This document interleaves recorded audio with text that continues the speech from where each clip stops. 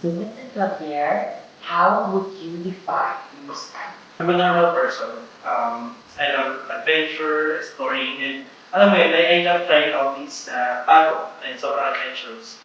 Can you tell me about yourself?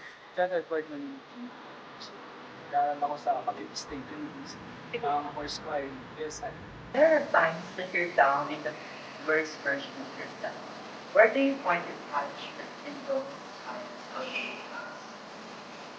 Obviously, Megan. He's the source of my joy, my strength. And alam mo yung, kapag sa kanya ko sinuko ng balatan, walang duda. And I'm so grateful to God na sinurang niya ako ng mga tao that will be with me that I need strength and comfort. And those people are my family, church community.